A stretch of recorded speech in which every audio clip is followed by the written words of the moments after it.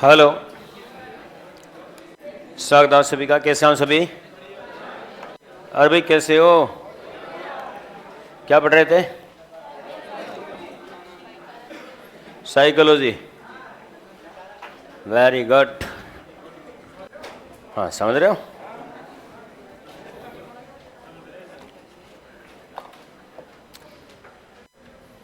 नकारात्मक स्थानांतरण में चल रहे थे और दो प्रकार का नकारात्मक स्थानांतरण होता है, पूर्वलक्षी और प्रतिलक्षी।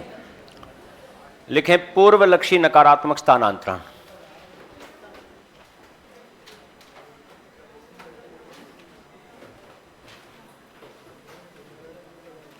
पूर्वलक्षी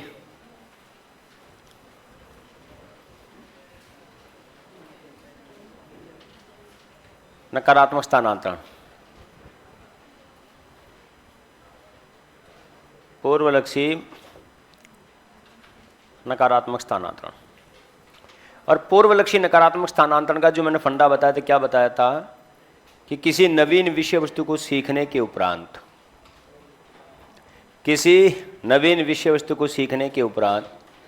पूर्व की सीखी गई विषय वस्तु पर अगर उसका बुरा प्रभाव पड़ता है तो उसे पूर्वलक्षी नकारात्मक स्थानांतरण कहते हैं। लिखें, किसी नवीन विषय वस्तु को सीखने के उपरांत,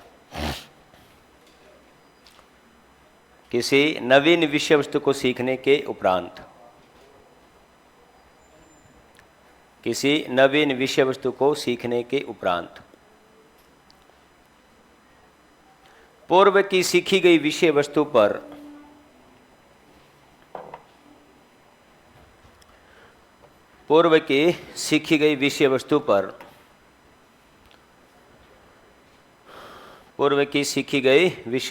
पर अगर उसका बुरा प्रभाव पड़ता है तो इसे पूर्वलक्षी नकारात्मक स्थानांतरण कहते हैं।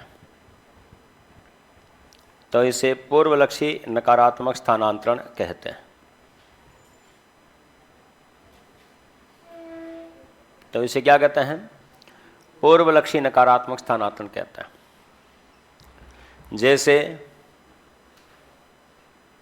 जैसे किसी नवीन कविता को याद करने के उपरांत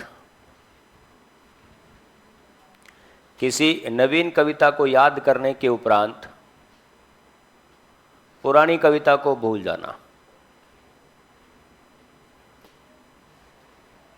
किसी नवीन कविता को याद करने के उपरांत पुरानी कविता को भूल जाना।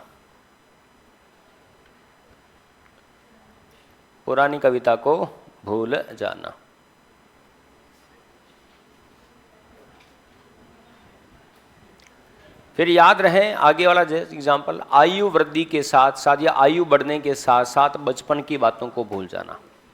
लिखें, आयु बढ़ने के साथ साथ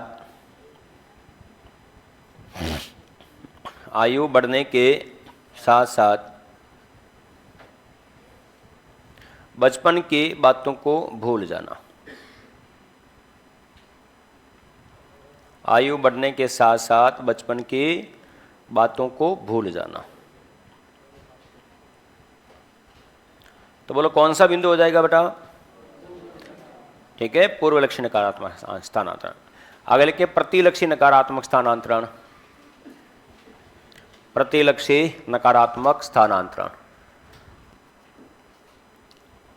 कौन सा?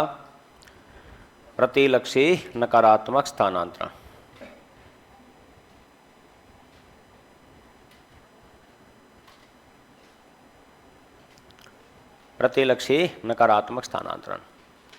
लिखें, किसी नवीन विषय वस्तु को सीखने के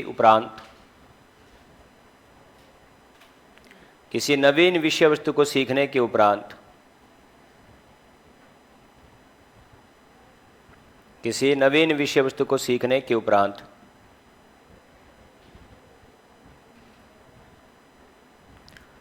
नवीन विषय वस्तु को सीखने के उपरांत पूर्व की सीखी गई विषय वस्तु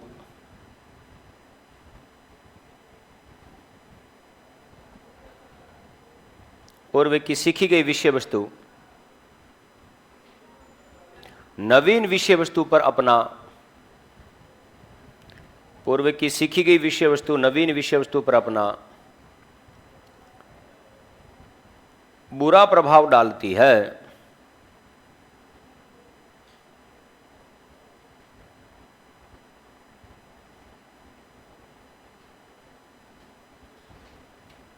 बुरा प्रभाव डालती है तो उसे अधिगम का प्रतिलक्षी नकारात्मक स्थानांतरण कहते हैं। तो उसे अधिगम का प्रतिलक्षी नकारात्मक स्थानांतरण कहते हैं। तो उसे अधिगम का प्रतिलक्षी नकारात्मक स्थानांतरण कहते हैं। जैसे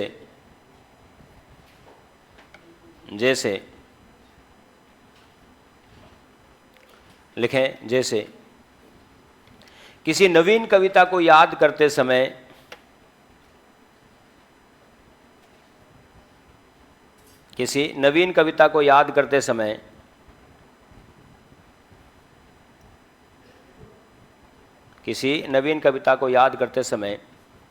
पुरानी कविता की पंक्तियों का बीच में आना।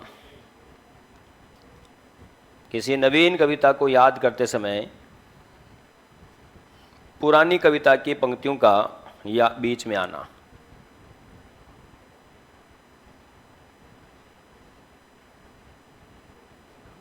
पुरानी कविता की पंक्तियों का बीच में आना।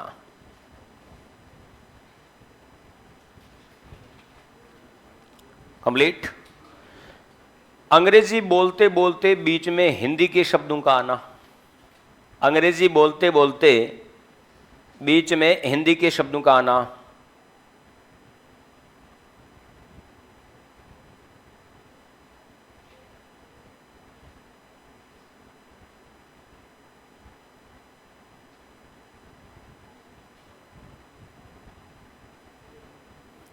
अंग्रेजी बोलते बोलते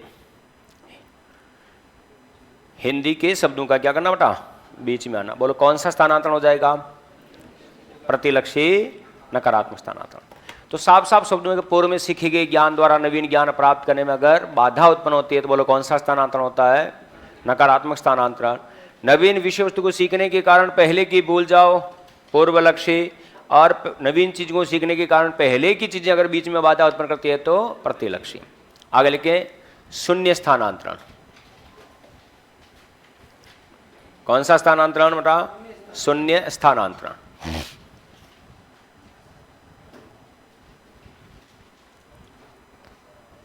शून्य स्थानांतरण।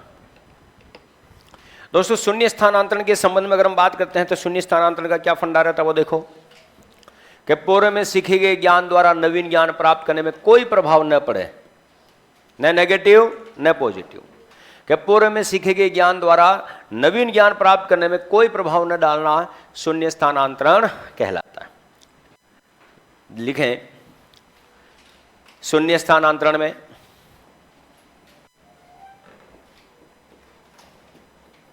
शून्य स्थानांतरण और शून्य स्थानांतरण का क्या क्राइटेरिया हुआ दोस्तों? पूर्व में सीखे गए ज्ञान द्वारा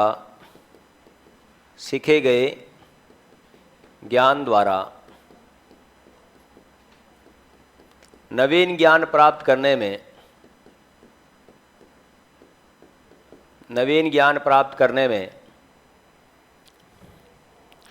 कोई प्रभाव न डालना। पूर्व में सीखे गए ज्ञान द्वारा नवीन ज्ञान प्राप्त करने में कोई प्रभाव न डालना, कोई प्रभाव न डालना शून्य स्थानांतरण कहलाता है।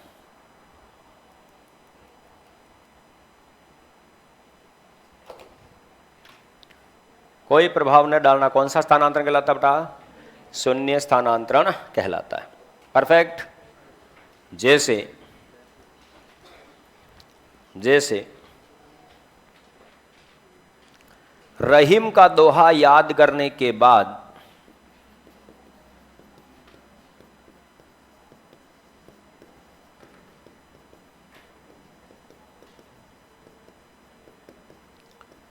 कबीर का दोहा याद करना।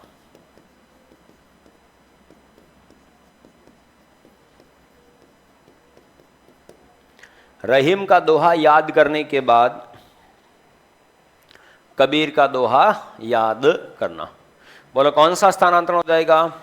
शून्य स्थानांतरण। रहीम का दोहा याद करने के बाद कबीर का दोहा याद करना, कौन सा स्थानांतरण है? तो शून्य स्थानांतरण। ठीक इसी प्रकार प्रतिज्ञा याद करने के बाद राष्ट्रगान याद करना। भारत मेरा देश है, समस्त भारतीय मेरे वो हैं। प्रतिज्ञा याद करने के बाद, ठीक है, प्रतिज्ञा याद करने के बाद राष्ट्रगान याद करना। राष्ट्रगान याद करना। बोलो कौन सा स्थानांतरण हो जाएगा? शून्य स्थानांतरण। एक एग्जाम्पल जो पूछा गया वो याद रखना कि एक क्रिकेट का बल्लेबाज बहुत अच्छी बल्लेबाजी करता है। एक क्रिकेट का बल्लेबाज बहुत ही अच्छी बल्लेबाजी करता है, परंतु अभ्यास के माध्यम से वह गेंदबाजी करना भी सीख लेता है, लेकिन उसकी बल्लेबाजी पर उसका कोई प्रभाव नहीं पड़ता। बोलो कौन सा स्थानांतरण? शून्य। लिखें, एक क्रिकेट का बल्लेबाज बहुत अच्छी बल्लेबाजी करता है। एक क्रिकेट का बल्लेबाज बहुत अच्छी बल्लेबाजी करता है। एक क्रिकेट का बल्लेबाज बहुत ही अच्छी बल्लेबाजी करता है। एक क्रिकेट का बल्लेबाज बहुत ही अच्छी बल्लेबाजी करता है, परंतु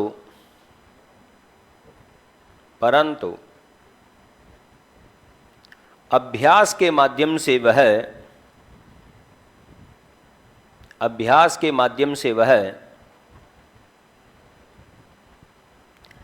गेंदबाजी भी अच्छी करना सीख लेता है। अभ्यास के माध्यम से वह गेंदबाजी भी करना अच्छी सीख लेता है।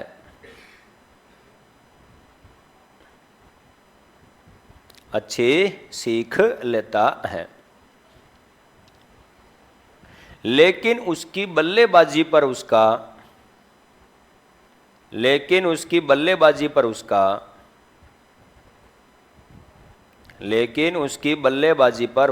कोई प्रभाव नहीं पड़ता। लेकिन उसकी बल्लेबाजी पर उसका कोई प्रभाव नहीं पड़ता। बोलो अधिगम का कौन सा स्थानांतरण हो जाएगा? बोलो भाई कौन सा हो जाएगा? शून्य स्थानांतरण। कंप्लीट। तो व्यवहारवाद के अनुसार अधिगम स्थानांतरण के प्रकार कितने? 3, सकारात्मक, नकारात्मक और शून्य। लिखें, संज्ञानवाद के अनुसार अधिगम स्थानांतरण। संज्ञानवाद के अनुसार अधिगम स्थानांतरण किसके अनुसार? संज्ञानवाद के अनुसार अधिगम स्थानांतरण।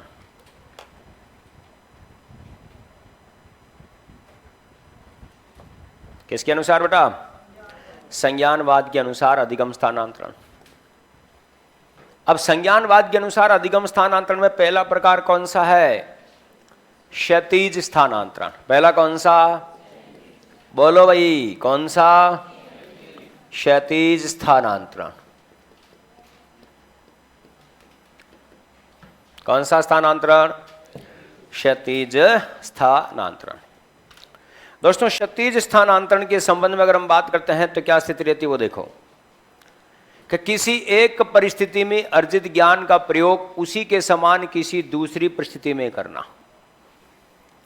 किसी एक परिस्थिति में अर्जित ज्ञान का प्रयोग उसी के समान किसी दूसरी परिस्थिति में करना क्षैतिज स्थानांतरण कहलाता है। बिल्कुल प्रैक्टिकली बात देखो कि किसी एक परिस्थिति में अर्जित ज्ञान का प्रयोग उसी के समान किसी दूसरी परिस्थिति में करना कहलाता है। क्या कहलाता है? तो क्षैतिज स्थानांतरण कहलाता है। जैसे यहां पर हमने गिनती सीखी, यहां पर हमने जोड़ बाकी भाग कर दिया। बोलो यहां पर भी गणित की परिस्थिति, यहां पर भी गणित की परिस्थिति, तो किसी एक परिस्थिति में अर्जित ज्ञान का प्रयोग उसी के समान किसी दूसरी परिस्थिति में करना, बोलो कौन सा स्थानांतरण कहलाता है? तो क्षैतिज। यहां पर हमने गिनती सीखी, यहां पर जोड़ बाकी भाग किया, यहां पर हमने वर्ण सीखे, यहां पर हमने व्याकरण सीखी, बोलो दोनों कंडीशन एक ही विषय वस्तु की आ रही है। कभी कभी दिमाग में आता है सर सकारात्मक में भी तो यही हो रहा है। देखो सकारात्मक में सब्जेक्ट चेंज हो रहे हैं, हिंदी का शिक्षक संस्कृत का शिक्षण करवा रहा है, साइकिल सीखने के बाद मोटरसाइकिल सीखना, और भौतिक विज्ञान का शिक्षक गणित सिखा रहा है। बोलो सब्जेक्ट चेंज हो रहे हैं, ठीक है, विषय वस्तु चेंज हो रही है, लेकिन क्षैतिज स्थानांतरण में विषय वस्तु चेंज नहीं होती। गिनती और जोड़ बाकी बोलो गणित तो है, वर्ण और व्याकरण बोलो ग्रामर के दो भाग हैं। अब कभी कभी आता है सर ऊर्ध्व स्थानांतरण में और क्षैतिज स्थानांतरण में समानता होती है। देखो ऊर्ध्व के अंतर्गत क्या है कि किसी निम्न परिस्थिति में अर्जित ज्ञान का प्रयोग उच्च परिस्थिति में करना, किसी निम्न परिस्थिति में अर्जित ज्ञान का प्रयोग उच्च परिस्थिति में करना। 7वीं कक्षा के बालक से 10वीं का प्रश्न पत्र हल करवा रहे हैं हम। छोटे से ज्ञान का उपयोग बड़े क्षेत्र में, स्कूटर चलाना सीखने के बाद मोटर कार चलाना, बोलो स्कूटर का काम अलग होता है, मोटर कार का काम अलग होता है। हाँ वहां पर 2 पहिए हैं, यहां पर 4 पहिए हैं, बैलेंस का तो कोई लेना देना ही नहीं है ना। तो जो अनुभव आपने क्लच का और एक्सीलरेटर का हाथों का लिया वो कहां पर आ गया? पैरों में आ गया। बोलो परिस्थिति उच्च गई कि नहीं गई? तो ये ध्यान रखना। तो लिखें किसी एक परिस्थिति में अर्जित ज्ञान का प्रयोग, किसी एक परिस्थिति में अर्जित ज्ञान का प्रयोग, किसी एक परिस्थिति में अर्जित ज्ञान का प्रयोग, अर्जित ज्ञान का प्रयोग उसी के समान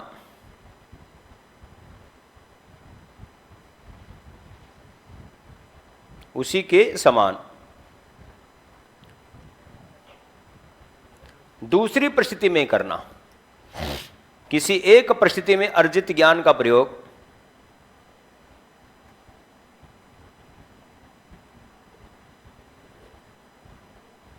किसी एक परिस्थिति में अर्जित ज्ञान का प्रयोग उसी के समान किसी दूसरी परिस्थिति में करना क्षैतिज स्थानांतरण कहलाता है।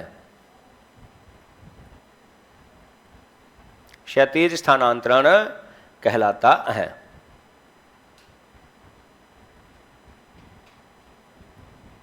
कंप्लीट।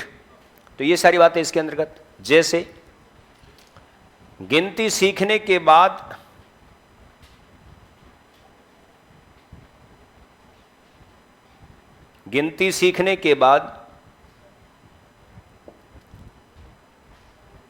जोड़ बाकी भाग सीखना,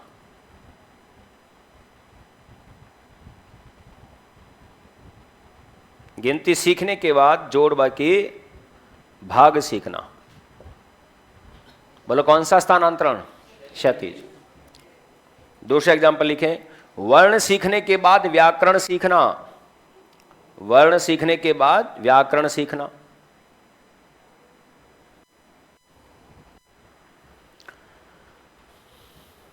वर्ण सीखने के बाद व्याकरण सीखना। बोलो कौन सा स्थानांतरण? क्षैतिज स्थानांतरण। फिर आता है ऊर्ध्व स्थानांतरण। कौन सा बेटा?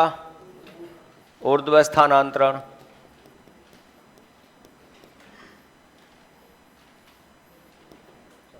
ऊर्ध्व स्थानांतरण।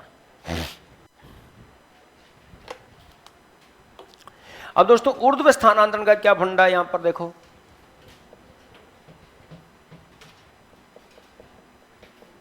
किसी निम्न परिस्थिति में अर्जित ज्ञान का प्रयोग उच्च परिस्थिति में करना। किसी निम्न परिस्थिति में अर्जित ज्ञान का प्रयोग उच्च परिस्थिति में करना ऊर्ध्व स्थानांतरण कहलाता है। लेकिन किसी निम्न परिस्थिति में अर्जित ज्ञान का प्रयोग उच्च परिस्थिति में करना, किसी निम्न परिस्थिति में अर्जित ज्ञान का प्रयोग उच्च परिस्थिति में करना ऊर्ध्व स्थानांतरण कहलाता है।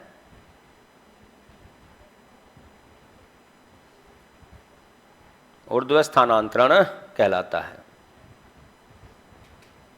किसी निम्न परिस्थिति में अर्जित ज्ञान का प्रयोग उच्च परिस्थिति में करना कौन सा स्थानांतरण कहलाता है बेटा? ऊर्ध्व स्थानांतरण कहलाता है। कंप्लीट। जैसे 7वीं कक्षा के बालक से 10वीं का प्रश्न पत्र हल करवाना। 7वीं कक्षा के बालक से क्या करना? 10वीं का प्रश्न पत्र हल करवाना।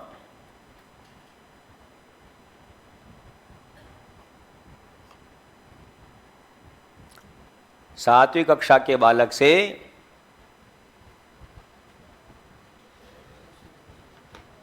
गिनती वाला एग्जाम्पल लंबवत में भी आता है कि नहीं आता बेटा? ठीक है, कि यहां पर सिचुएशन जो है वो एक ही रहनी चाहिए, परिस्थितियां मिलती जुल। विषय वस्तु देखो, परिस्थितियां भले दो हो जाएगी लेकिन विषय वस्तु क्षैतिज में कभी नहीं बदलेगी। गिनती और जोड़ बाकी बोलो कनेक्ट है, वर्ण और व्याकरण कनेक्ट है। अब ध्यान दीजिएगा, 7वीं कक्षा के बालक से 10वीं का प्रश्न पत्र हल करवाने, छोटी कंडीशन में अर्जित ज्ञान को बड़ी कंडीशन में यूज करना। गांव में आपने जो कुछ भी सीखा उसका शहरों में उपयोग करना। बोलो क्या हो रहा है? ये स्थानांतरण। ठीक है, 7वीं कक्षा के बालक से 10वीं का प्रश्न पत्र हल करवाना और रीट की तैयारी करवाने के बाद फर्स्ट ग्रेड का पेपर दिलवाना। तैयारी किसकी कराई लेकिन पेपर किसका दिया? फर्स्ट ग्रेड का। बोलो सिचुएशन अलग लेकिन हम कहते ना सुई से युद्ध लड़ने वाली बात है। और अगर चिड़िया नाल में बाज लड़ावा, है ना, उस कितने 1.25 लाख से एक लड़ावा, तो वैसा तो मुझे एक बात बताओ, यहां पर छोटी कंडीशन की बातों को सोचते हुए बड़ी बातें सोचना कि भाई मुझे कोई फर्क नहीं पड़ता कि तुम 1.25 लाख हो, तुम 1.25 लाख पर एक भारी। बोलो छोटी चीज बड़ी परिस्थिति में यूज। कंडीशन ये याद रखना। लिखें वर्ण सीकर व्याकरण सीखना। आगे लिखें रीट की तैयारी करवाने के बाद फर्स्ट ग्रेड का पेपर दिलवाना। बोलो कौन सा स्थानांतरण बेटा? रीट की तैयारी करवाने के बाद फर्स्ट ग्रेड का पेपर दिलवाना कौन सा स्थानांतरण? ऊर्ध्व स्थानांतरण। कौन सा स्थानांतरण? ऊर्ध्व स्थानांतरण। नेक्स्ट लिखें द्विपार्श्व स्थानांतरण। कौन सा? द्विपार्श्व स्थानांतरण। अंतिम स्थानांतरण है आपका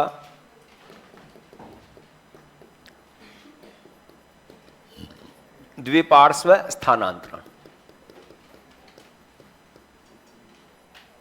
क्या है? द्विपार्श्व स्थानांतरण।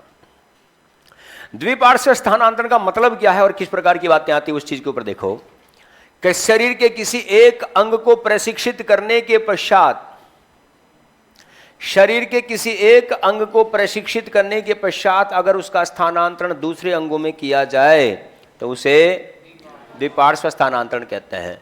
बाएं हाथ में चोट लगने पर दाएं हाथ से लिखना, दाएं हाथ में चोट लगने पर बाएं हाथ से लिखना। बोलो कौन सा स्थानांतरण? द्विपार्श्व। लिखें शरीर के किसी एक अंग को,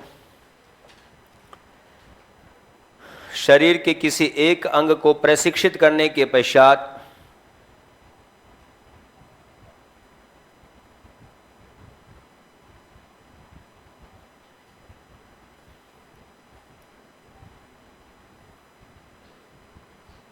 शरीर के किसी एक अंग को प्रशिक्षित करने के पश्चात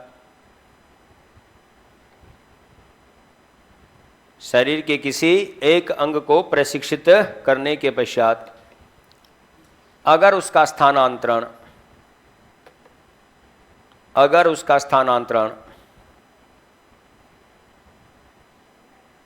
शरीर के अन्य अंगों में भी किया जाए, शरीर के अन्य अंगों में किया जाए, शरीर के अन्य अंगों में किया जाए तो इसे द्विपार्श्व स्थानांतरण कहते हैं। तो इसे क्या कहते हैं बेटा? द्विपार्श्व स्थानांतरण कहते हैं। कंप्लीट। जैसे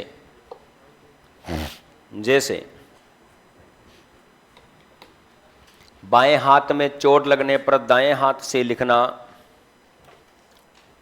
बाएं हाथ में चोट लगने पर दाएं हाथ से लिखना,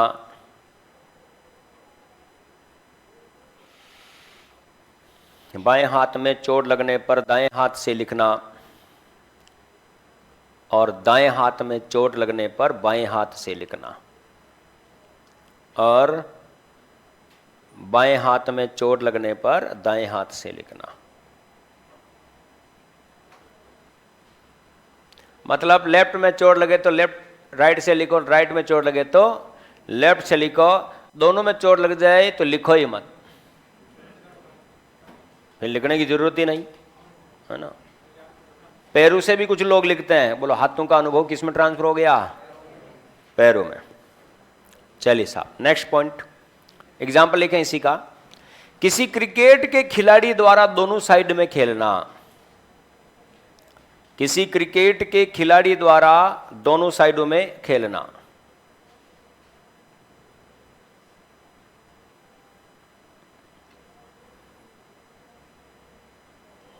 किसी क्रिकेट के खिलाड़ी द्वारा दोनों साइडों में खेलना। अब क्रिकेट का खिलाड़ी है राइटी, राइट साइड में खेलता है, लेकिन मौका पड़ने पर वैसा का वैसी शॉट, ठीक है, दोनों साइड में मारता है। बोलो क्या है बेटा वो? द्विपार्श्व। नॉट डालकर एक ऑब्जेक्ट लिखना, नॉट।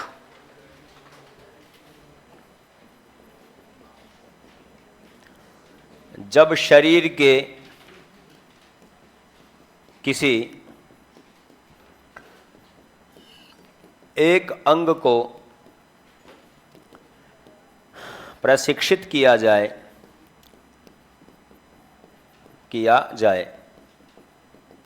जब शरीर के किसी एक अंग को प्रशिक्षित किया जाए और उसका प्रभाव उसी अंग पर पड़े,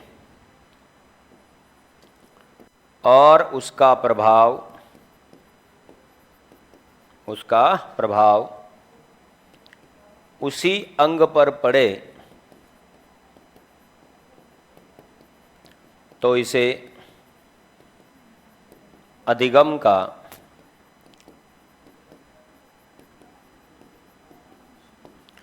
पार्श्विक स्थानांतरण कहते हैं। तो इसे अधिगम का पार्श्विक स्थानांतरण कहते हैं। कौन सा स्थानांतरण बेटा? पार्श्विक स्थानांतरण कहते हैं। कंफर्म?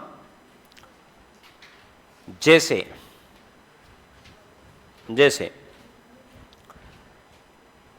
दाएं हाथ से हिंदी लिखने का अभ्यास करने के बाद अंग्रेजी भी उसी हाथ से लिखना। सुनो आज बड़े रूठे से लग रहे हो। मैं रूठा हूं? मैं कोई रूठी रानी थोड़ी हूं। रूठी रानी का मेल कहां है? तारागढ़ गढ़ बिटड़ी रूठी रानी, और मुशीमा रानी अलवर।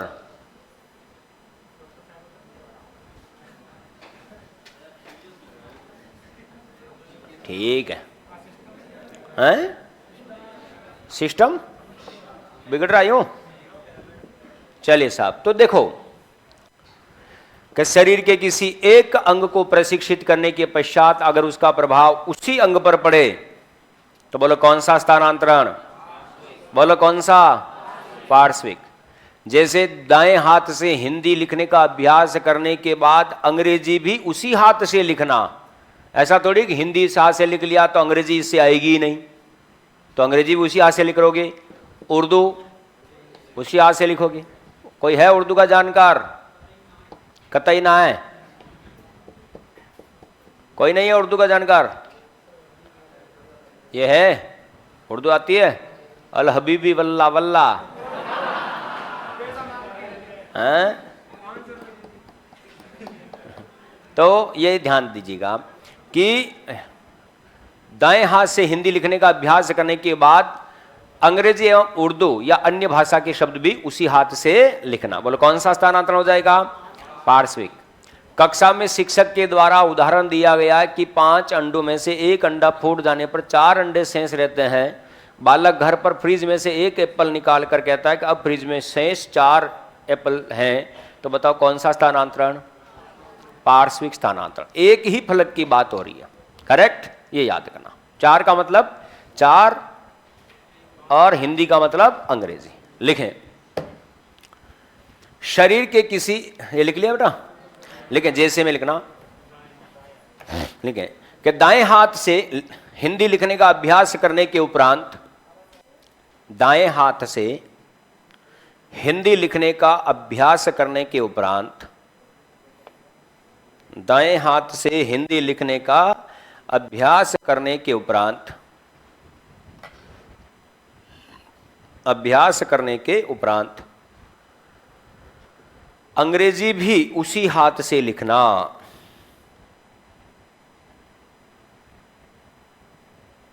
अंग्रेजी भी उसी हाथ से लिखना।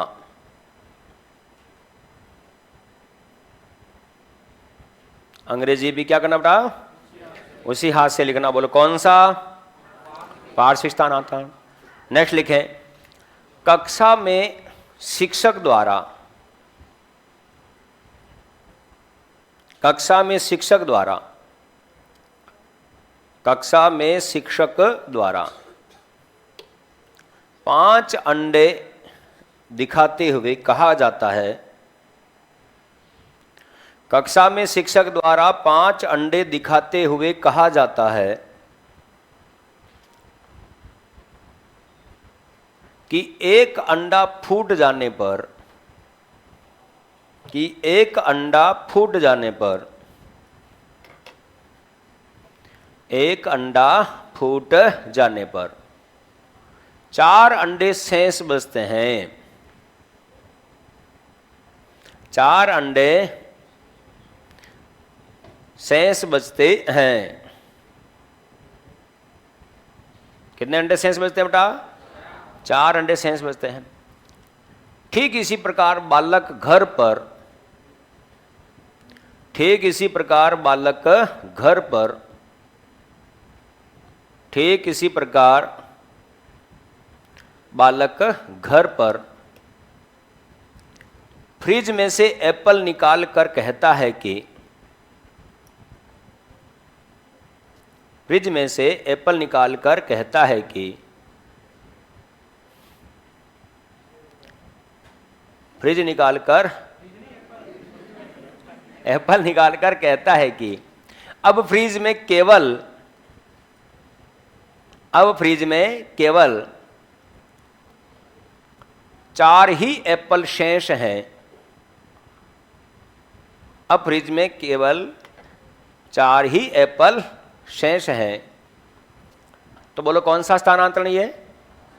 पार्श्विक स्थानांतरण। देखो पार्श्व का मतलब फलक से होता है, भाग से होता है। द्विपार्श्व का मतलब 2 भाग हैं और पार्श्व का मतलब 1 भाग है, करेक्ट? बोलो अधिगम स्थानांतरण की डिवाइडेशन कितने थे दोस्तों? 2। व्यवहारवाद और संज्ञानवाद प्रकार कितने? सकारात्मक, नकारात्मक और क्षैतिज, ऊर्ध्व और द्विपार्श्विक, करेक्ट? चलिए साहब, इन्हीं शब्दों के साथ में आपका अधिगम स्थानांतरण का पॉइंट खत्म होता है।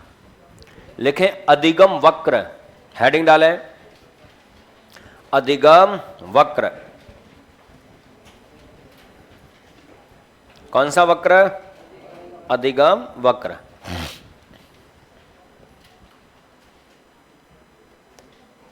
अधिगम वक्र। दोस्तों अधिगम वक्र के संबंध में अगर हम बात करते हैं तो एक बात ध्यान में रखो, अधिगम वक्र कहते किसे? लर्निंग कर्व कहते किसे हैं? ठीक है, अधिगम वक्र। लर्निंग कर्व का मामला क्या है, लर्निंग कर्व होता क्या है? देखो, सरल भाषा में बताऊं या आपकी भाषा में बताऊं तो सीधा सीधा सा तत्व ये ध्यान में रखो कि हम ज्यादा से ज्यादा मेहनत करते हैं तो सीखना भी ज्यादा होता है, और अगर मेहनत कम करते हैं तो सीखना भी कम होता है।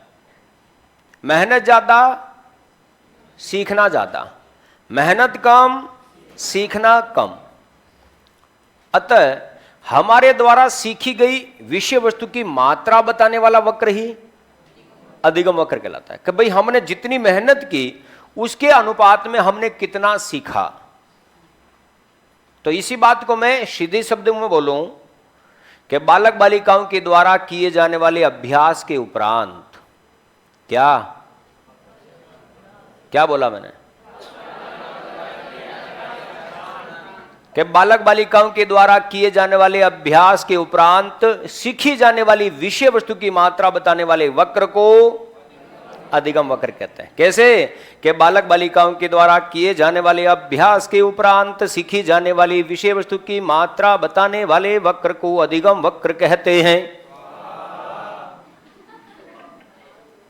नैवेद्यम समर्पयामि, पुष्पम समर्पयामि, वस्त्रम समर्पयामि, द्रव्य दक्षिणाम समर्पयामि। स्वाहा नहीं, द्रव्य दक्षिणाम देनी है, स्वाहा मतलब मेरा स्वा मुझ पे ही है ना। तो तुम भी दे सकते हो श्रद्धा अनुसार 51,000 लाख। तू किस काम का है, 150 रुपया देगा। समझ रहे हो, समझ रहे हो? चलिए साहब, तो ये सारी बातें इसके अंतर्गत याद रखना। अधिगम वक्र शब्द का पहली बार प्रयोग जो किया गया वो किसके द्वारा किया गया? एबिंगहास। किसके द्वारा बेटा? एबिंगहास के द्वारा किया गया, करेक्ट। और एबिंगहास अगर ऑप्शन में नहीं हो तो ठीक है, जेरोम ब्रूनर। कौन है बेटा? Jerome Bruner. कि अधिगम वक्र शब्द का सर्वप्रथम प्रयोग करने का श्रेय जाता है एबिंगहास, और एबिंगहास शब्द अगर ऑप्शन में नहीं आए तो बोलो क्या करोगे? Jerome Bruner. और अधिगम वक्र कहते किसे कि बालक बालिकाओं के द्वारा किए जाने वाले अभ्यास के उपरांत सीखी जाने वाली विषय वस्तु की मात्रा बताने वाले वक्र को क्या कहते हैं? अधिगम वक्र कहते हैं। कंप्लीट? तैयार है हम सभी? पक्का लिखें।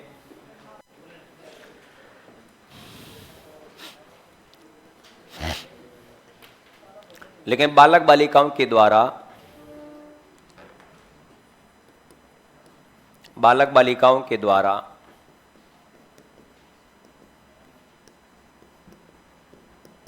किए जाने वाले अभ्यास के उपरांत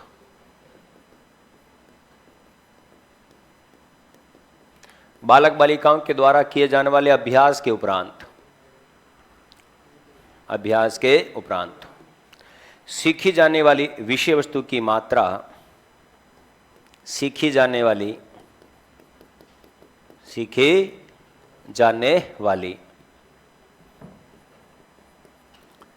विषय वस्तु की मात्रा बताने वाले वक्र को अधिगम वक्र कहते हैं।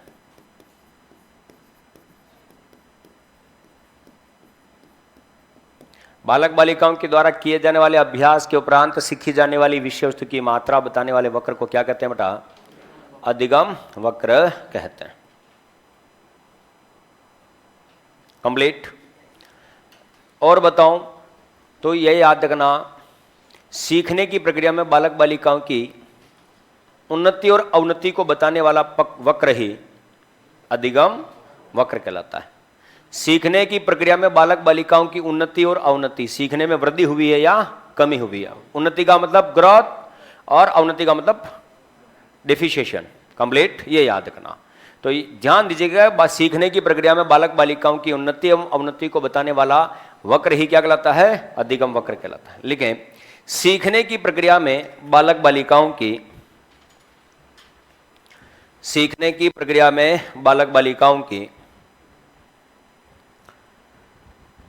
सीखने की प्रक्रिया में बालक बालिकाओं की उन्नति एवं अवनति को, सीखने की प्रक्रिया में बालक बालिकाओं की उन्नति एवं अवनति को बताने वाला वक्र ही अधिगम वक्र कहलाता है। सीखने की प्रक्रिया में बालक बालिकाओं की उन्नति एवं अवनति को बताने वाला वक्र ही कहलाता है। बोलो क्या कहलाता है बेटा? अधिगम वक्र कहलाता है। तो जब भी आपसे प्रश्न पूछा जाए सीखने की प्रक्रिया में बालक बालिकाओं की उन्नति और अवनति को बताने वाला वक्र ही कहलाता है, बोलो क्या कहलाएगा? अधिगम वक्र। दोस्तों अधिगम वक्र के संबंध में अगर हम बात करते हैं तो सबसे पहली बात ध्यान रखना, चार्ल्स स्किनर के अनुसार। किसके अनुसार बेटा? Charles Skinner. ठीक है, कौन है? अरे बोलो कौन है? Charles Skinner. और चार्ल्स स्किनर क्या कहता है? ठीक है,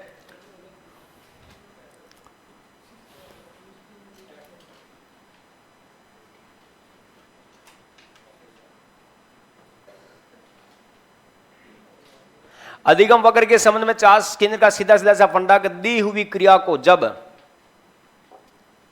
ठीक है, दी हुई क्रिया को जब वर्गांकित कागज पर अंकित किया जाता है तो बोलो क्या है? अधिगम वक्र का निर्माण होता है। या यूं कहें, अधिगम वक्र दी हुई क्रिया का वर्गांकित कागज पर ब्यौरा है। अधिगम वक्र दी हुई क्रिया का वर्गांकित कागज पर क्या है बेटा? ब्यौरा है। अब यहां पर समझना, वर्गांकित कागज का मतलब क्या होता है? तुलनात्मक अध्ययन करने वाला ग्राफ पेपर। वर्गांकित कागज जो दो चीजों में क्या करता है? अंतर करता है। अधिगम वक्र के बारे में चार्ल्स स्किनर क्या कहता है कि अधिगम वक्र दी हुई क्रिया में वर्गांकित कागज पर ब्यौरा है। बोलो किसने कहा है? Charles Skinner. दूसरी परिभाषा में बताता हूं आपको, गेट्स के अनुसार। किसके अनुसार बेटा? गेट्स के अनुसार। और गेट्स क्या कहता है कि अधिगम वक्र सीखने की प्रक्रिया में बालक बालिकाओं या सीखने की क्रिया की उन्नति और अवनति को व्यक्त करता है। किसको बेटा? उन्नति एवं अवनति को व्यक्त करता है। अधिगम वक्र सीखने की क्रिया में या दी हुई क्रिया में उन्नति एवं अवनति को व्यक्त करता है। तीसरी परिभाषा हम बात करते हैं अलेक्जेंडर बेन के अनुसार। किसके अनुसार? अलेक्जेंडर बेन के अनुसार कि दिए गए आंकड़ों एवं तथ्यों को जब वर्गांकित कागज पर अंकित किया जाता है तो अधिगम वक्र का निर्माण होता है। दिए गए आंकड़ों एवं तथ्यों को जब वर्गांकित कागज पर अंकित किया जाता है तो अधिगम वक्र का क्या होता है बेटा? निर्माण होता है। कितनी परिभाषाएं? 3 परिभाषाएं। चार्ल्स स्किनर क्या कहता है कि अधिगम वक्र दी हुई क्रिया में, ठीक है, दी हुई क्रिया में उन्नति एवं अवनति का वर्गांकित कागज पर ब्यौरा है। दूसरी परिभाषा किसकी? गेट्स के अनुसार।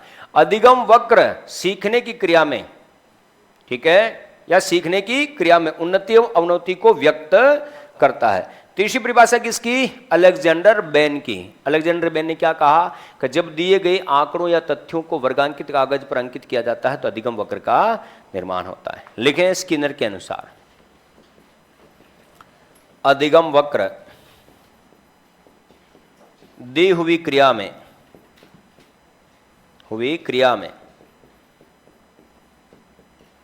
उन्नति एवं अवनति का वर्गांकित कागज पर ब्यौरा है। अधिगम वक्र दी हुई क्रिया में उन्नति एवं अवनति का वर्गांकित कागज पर ब्यौरा है। बोलो निम्न परिभाषा का संबंध किससे बेटा? चार्ल्स स्किनर से। नंबर 2 गेट्स के अनुसार। किसके अनुसार? गेट्स के अनुसार। किसके अनुसार दोस्तों? गेट्स के अनुसार। और गेट्स क्या कहता है, इस बात को जानने और समझें। गेट्स की परिभाषा को देखिएगा।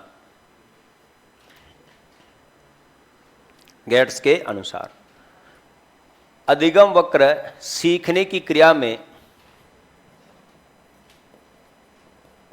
अधिगम वक्र सीखने की क्रिया में, सीखने की क्रिया में उन्नति या प्रगति को व्यक्त करता है। अधिगम वक्र सीखने की क्रिया में उन्नति या प्रगति को व्यक्त करता है, मतलब ग्रोथ कितनी हुई है और डिफिशियंसी कितनी हुई है, बढ़ रहा है या घट रहा है, ये सारी बातें कौन बताता है बेटा? गेट्स के अनुसार। और अधिगम वक्र। तीसरी परिभाषा किसके अनुसार है? अलेक्जेंडर बेन के अनुसार। किसके अनुसार? अलेक्जेंडर बेन के अनुसार। और अलेक्जेंडर बेन ने क्या कहा है इस बात को समझिएगा, ठीक है? अलेक्जेंडर बेन ने क्या कहा है इस बात को समझना कि जब दिए गए आंकड़ों एवं तथ्यों को वर्गांकित कागज पर अंकित किया जाता है तो अधिगम वक्र का निर्माण होता है। जब दिए गए आंकड़ों एवं तथ्यों को, जब दिए गए आंकड़ों एवं तथ्यों को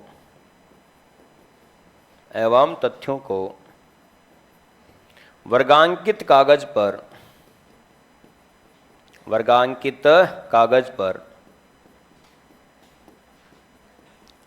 अंकित किया जाता है तो अधिगम वक्र का निर्माण होता है। तो अधिगम वक्र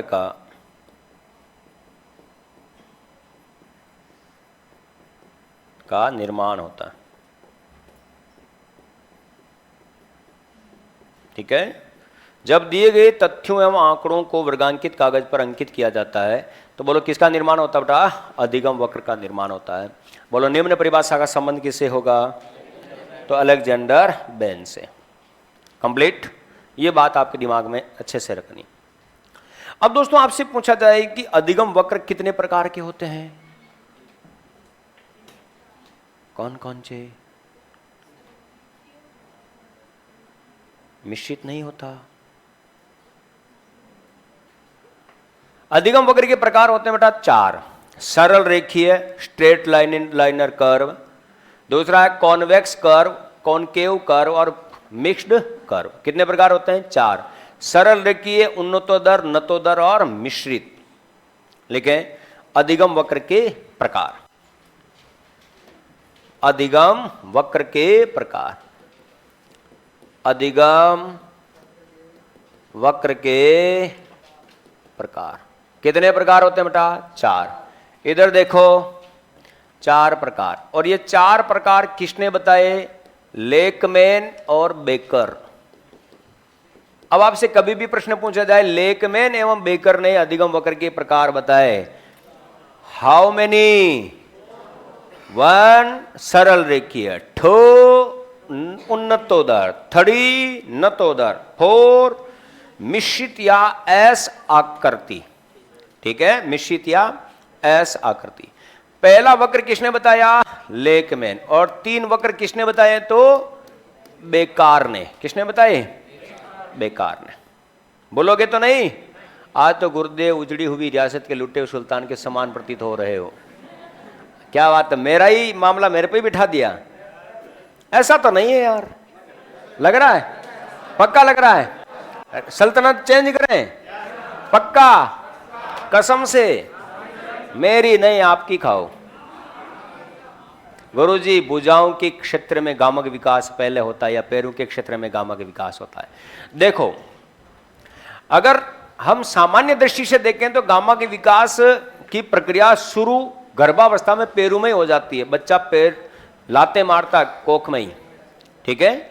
लेकिन ये याद रखना कि गामक विकास की प्रक्रिया सबसे पहले सिर के क्षेत्र में शुरू होती है, फिर भुजाओं में, फिर धड़ में और फिर लास्ट में पैरों में, ठीक है। ये याद रखना। बालक पैरों का सही मायने में उपयोग सबसे अंत में करना शुरू करता है। 8 महीने में घुटनों के बल चलता है, 10 महीने में खड़ा होता है, 12 महीने में चलने लगता है और ऐसी पद्धतियां आगे से आगे बढ़ती है। ऐसा थोड़ी कि बच्चा माँ की कोख में रेस लगा रहा है कि भागो मैराथन। आपने एक मूवी देखी होगी 3 idiot, all is well kick. हाँ, किक मारता है ये।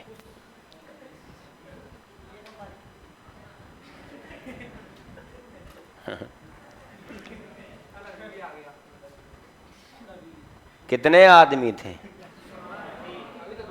अभी तक अकेला ही है। चलिए साहब, नेक्स्ट लिखें।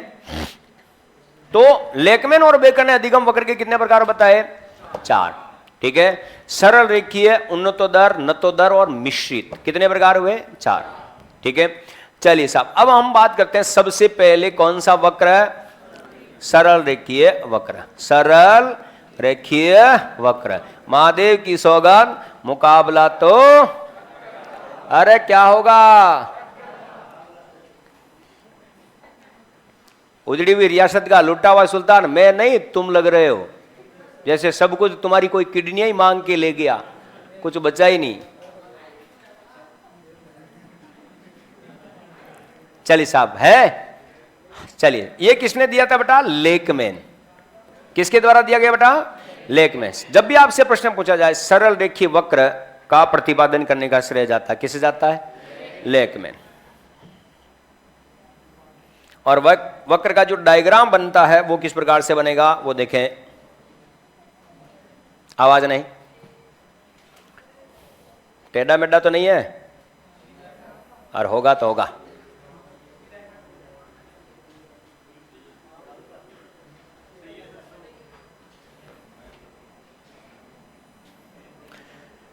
अब दोस्तों देखें, इस वक्र का जो क्राइटेरिया हमारा है पास सामने है 0, x और y, 1, 2, 3। ये बालक की कक्षा है। ये क्या बेटा? बालक की कक्षा। और यह है बालक की उम्र 6, 7, 8 और 9। ये बालक की क्या है? उम्र है। अब इस बात को देखिएगा, बालक पहली कक्षा में है और बालक की उम्र 6 साल है। बालक कौन सी कक्षा में है? पहली कक्षा में, और बालक की उम्र कितनी है? 6 साल है। अब यहां पर अगर इस फॉर्मेट को हम पूरे ब्लैक के माध्यम से समझाने का प्रयास करें तो देखिएगा क्या स्थिति रहती है। ठीक है। ये पूरा पूरा ब्लैक जो खंड दिखाई दे रहा है ये बालक के अभ्यास को बताएगा। किसको बताएगा? अभ्यास को बताएगा। तो अभ्यास की मात्रा, किसकी मात्रा? और ये ब्लैंक जो चीजें हैं, या इससे अगर मैं अलग रंग से भर दूं तो ये ग्रीन फॉर्मेट जो आपको दिखाई दे रहा है, ये ग्रीन फॉर्मेट किसका हो जाएगा? अधिगम की मात्रा का। किसका? अधिगम की मात्रा का। तो इस बात को अच्छे से दिमाग में बिठा लीजिए कि जितना अभ्यास किया है उतना ही क्या हुआ है? अधिगम हुआ है। जितनी मेहनत उतना रिजल्ट। तो ये चीजें किसको बताने वाली है? ये तो अधिगम की मात्रा। कौन सी मात्रा बेटा? अधिगम की मात्रा। और ये क्या है? अधिगम रेखा। क्या है? अधिगम रेखा। इस बात को अच्छे से समझना कि यहां पर अभ्यास है, यहां पर अधिगम की मात्रा। ये अभ्यास की मात्रा, ये अधिगम की मात्रा। अब मैं अगर इसको पूरे फॉर्मेट को एक साथ में आपको समझाऊं तो ध्यान से देखिएगा। शुरुआत हमारी यहां से हो रही 0 से। ठीक है। कि प्रारंभिक दशा में किए गए अभ्यास में निरंतर वृद्धि करने पर प्रारंभिक जिजे सामने देख।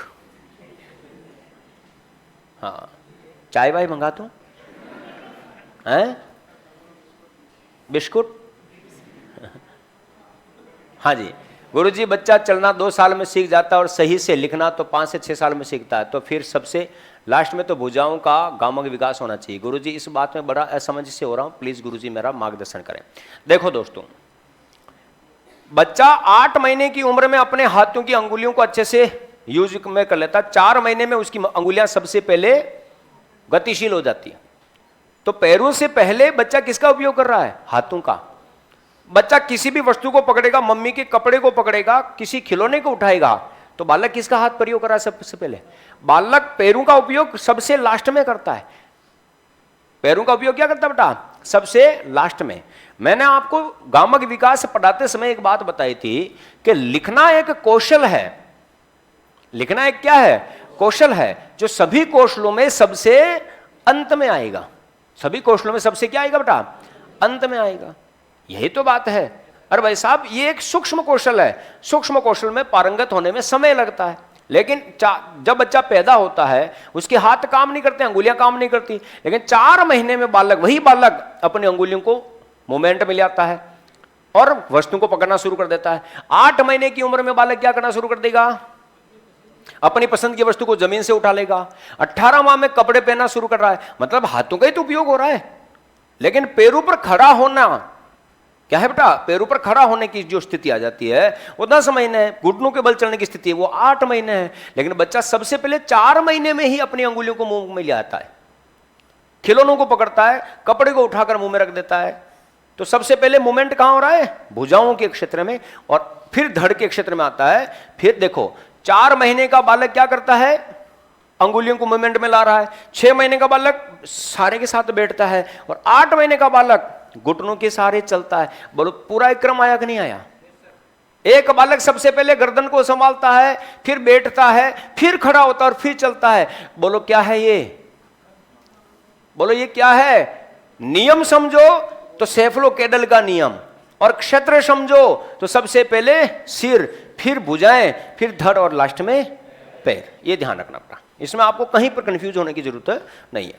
अब इस बात को देखिएगा, प्रारंभिक दशा में, यहां पर देखो ये अभ्यास है, यहां पर हमारे अधिगम की मात्रा है कि प्रारंभिक दशा में किए जाने वाले अभ्यास कि प्रारंभिक दशा में किए गए अभ्यास में निरंतर वृद्धि करने पर अधिगम की मात्रा में भी वृद्धि होने लगती है। इससे अधिगम रेखा एक सरल रेखा के रूप में प्राप्त होती है। इस कारण इससे बनने वाला वक्र सरल रेखीय वक्र कहलाता है। प्रारंभिक दशा में किए जाने वाले अभ्यास में निरंतर वृद्धि करने पर अधिगम की मात्रा में भी वृद्धि होती है। इससे अधिगम रेखा एक सरल रेखा के रूप में प्राप्त होती है। इस कारण इससे बनने वाला वक्र सरल रेखीय वक्र कहलाता है। मुझे एक बात बताओ, आपने मेहनत यहां से शुरू की, अभ्यास यहां पर शुरू किया, निरंतर आप अपने अभ्यास में वृद्धि कर रहे हो। बोलो सीखने की मात्रा में क्या होगी? वृद्धि होगी कि नहीं होगी? बोलिए, वृद्धि होगी कि नहीं होगी? और अगर निरंतर अभ्यास में वृद्धि हो रही है, निरंतर अधिगम की मात्रा में भी वृद्धि हो रही है, बोलो सीखने की जो ये दर है, ये रेखा कहीं मुड़ेगी क्या? बोलो सीधी जाएगी कि नहीं जाएगी? तो इससे एक सरल रेखा प्राप्त हो रही है। इस कारण इससे बनने वाला वक्र कौन सा हो गया बेटा? सरल रेखीय वक्र। बोलो ये कौन से बालकों का वक्र बनता है? तो प्रतिभाशाली बालकों का वक्र। एक प्रतिभाशाली जीनियस बच्चे जो होते हैं वो क्या करते हैं? हमेशा अपने अभ्यास में वृद्धि करते रहते हैं। तो बोलो उनकी सीखने की मात्रा में भी क्या होती रहती है? वृद्धि होती रहती है। और सीखने की दर बिल्कुल सीधी चलती, कभी झुकती नहीं, कभी मुड़ती नहीं है। तो ये कौन से बालकों का वक्र है? ठीक है, प्रतिभाशाली बालकों का। कैसे? इस डायग्राम को बनाओ, फिर मैं इसकी थ्योरी करवाता हूं।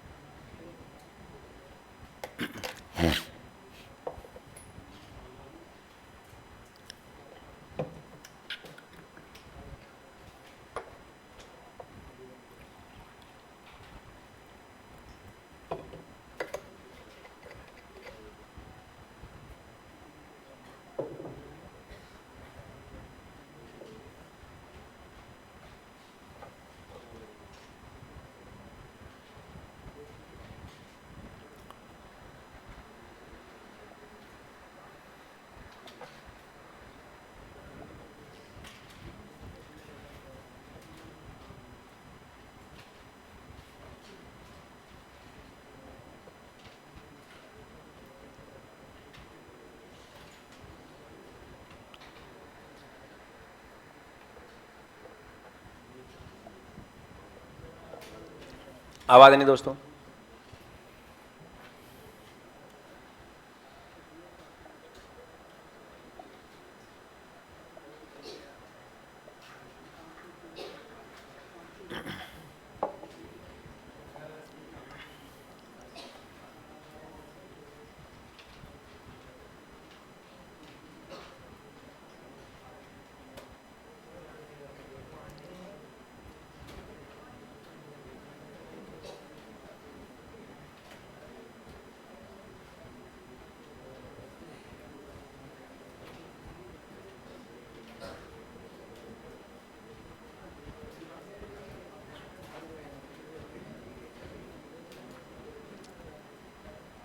बना लिया फॉर्मेट? लिखें, बालक बालिकाओं के द्वारा, आवाज नहीं, बालक बालिकाओं के द्वारा किए जाने वाले, बालक बालिकाओं के द्वारा प्रारंभिक दशा में, बालक बालिकाओं के द्वारा प्रारंभ में किए जाने वाले अभ्यास की मात्रा में निरंतर वृद्धि करने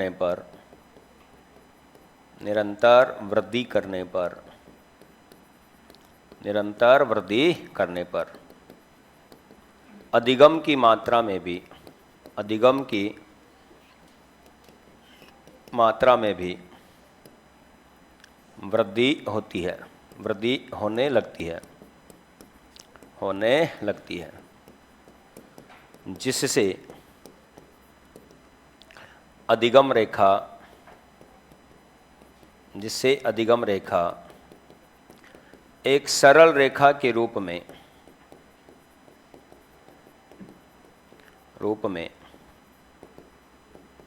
प्राप्त होती है,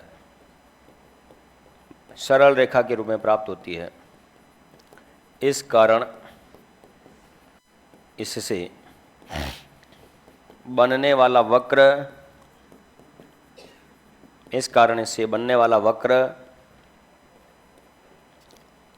सरल रेखीय वक्र कहलाता है।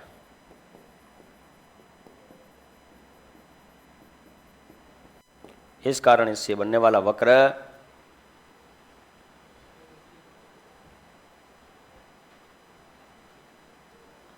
अधिगम वक्र कहलाता है।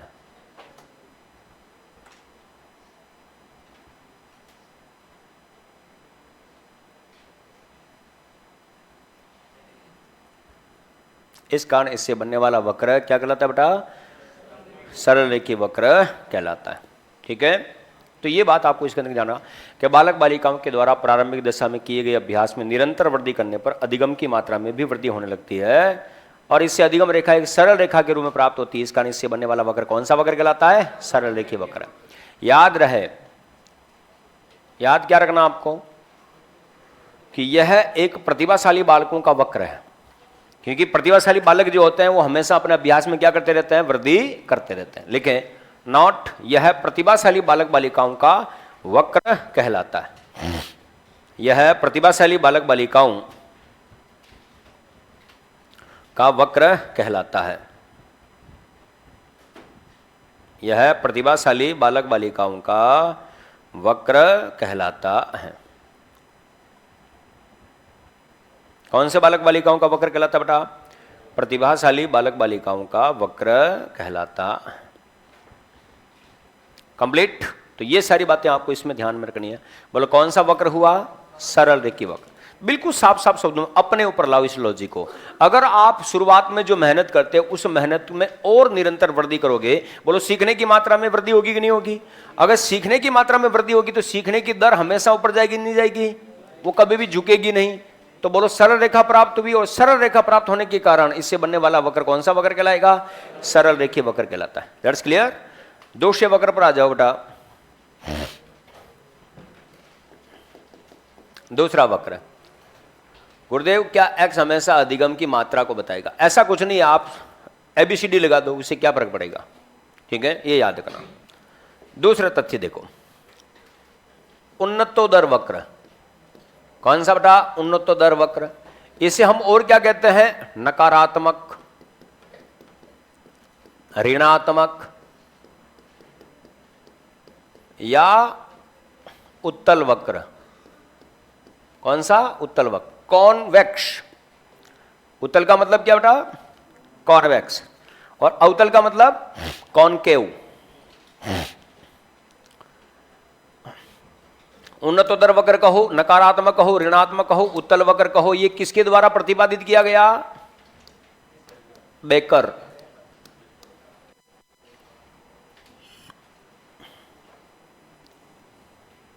बेकर। और इसका जो फॉर्मेट बनता है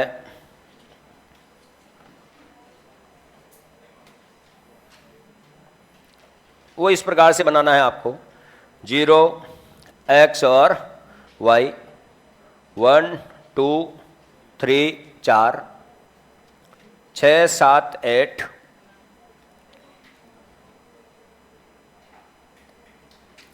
क्या है इधर देखें सभी, अभ्यास की मात्रा,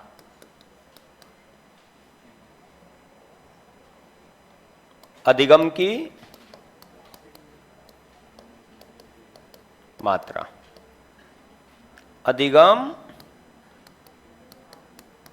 रेखा। कौन सी रेखा? अधिगम रेखा।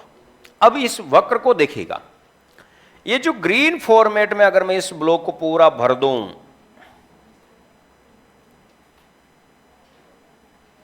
इस ब्लॉक को अगर मैं ग्रीन फॉर्मेट से पूरा भर दूं,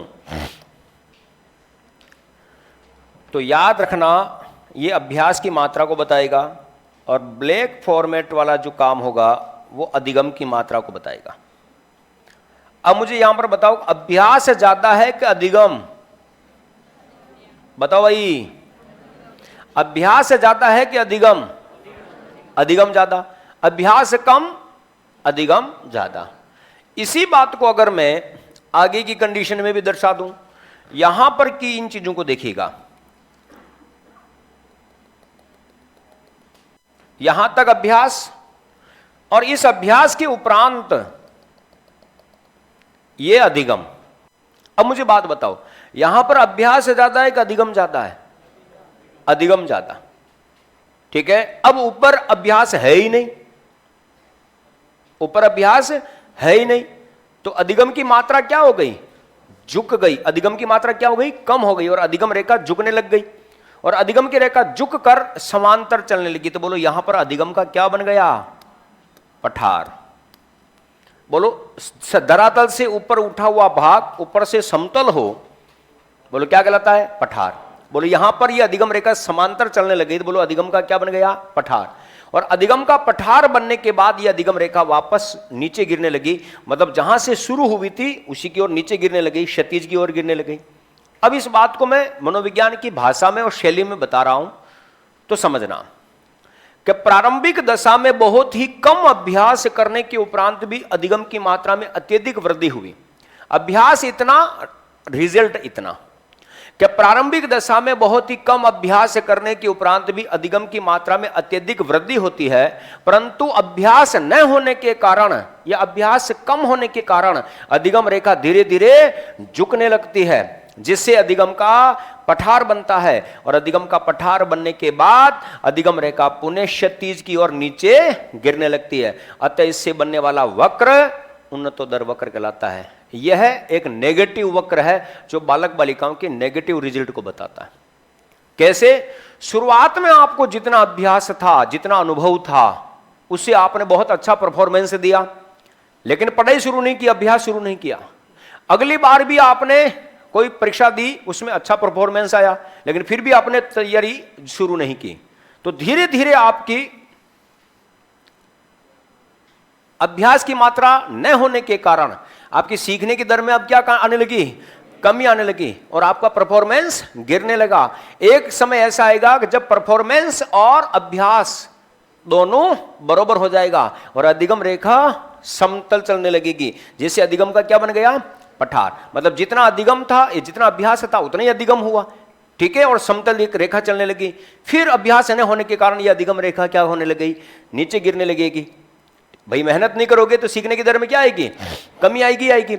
अगर अधिगम का पठार बनता है और अधिगम का पठार बनने के बाद अधिगम रेखा नीचे गिरती है, तो फिर आप चाहे कितने ही अभ्यास कर लो, अधिगम की इस मात्रा को कभी ऊपर नहीं उठा पाओगे। बच्चा नेगेटिव होकर फेल ही होगा, ये याद रखना। बोलो बात समझ में नहीं आई? सुनना, मेरी बात को अच्छे से समझना कि प्रारंभिक दशा में बहुत ही कम अभ्यास करने के उपरांत भी अधिगम की मात्रा में अत्यधिक वृद्धि होती है।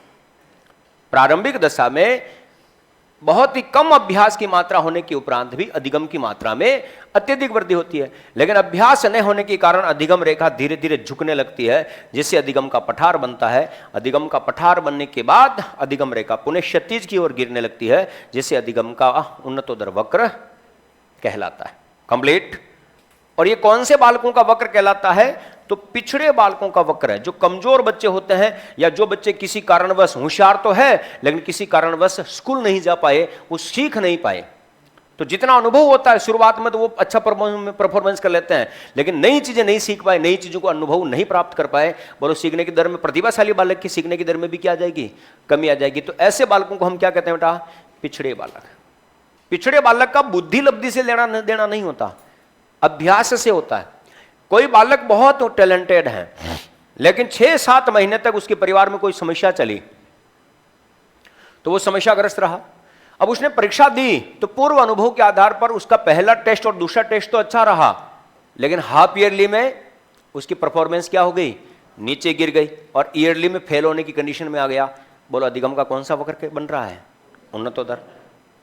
क्या अब बहुत ही कम अभ्यास है, कम अभ्यास का मतलब पहले का अनुभव है उसके पास, कि बहुत ही कम अभ्यास करने के उपरांत भी अधिगम की मात्रा में अत्यधिक वृद्धि होती है। कि प्रारंभिक दशा में बहुत ही कम अभ्यास करने के उपरांत भी अधिगम की मात्रा में अत्यधिक वृद्धि होती है, परंतु अभ्यास न होने के कारण अधिगम रेखा धीरे धीरे झुकने लगती है, जिससे अधिगम का क्या बनता है?